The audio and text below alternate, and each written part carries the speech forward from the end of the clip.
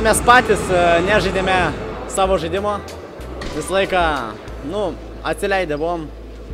Tikrai nusipelnėm, nes nekovojom, vis buvom pabėgę į priekį, bet klaidos padarė savo. Žioplumas tiesiog lėmė visą baigtį.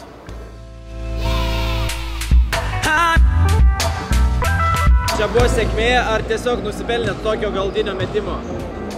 Aš manau, jis tikėjosi šito metimo. Tikėjosi? Jo. Mes palikom intrigą, kad būtų įdomiau žiūrovams, nes daug žmonių susirinkę. Tai taip. Viskas buvo suplanuota. Nužudė. Buvo tvirti pergalės labiau nei varžovai. Taip. Rezultatas parodo.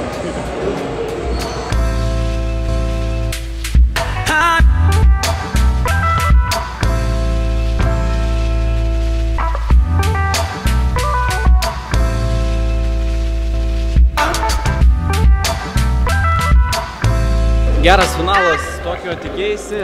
Ne, iš tikrųjų nesitikėjau, nes Sabonio krepšinio mokyklos komanda labai stipri. Ką galiu pasakyti, pasisekė. Trečiam kėlinyje pirmavom, ketvirtam taip pat įsėžėm į priekį ir laikėm. Mes iš tikrųjų tokį žaidimą žaidėm jau mėnesį kokį, gerai.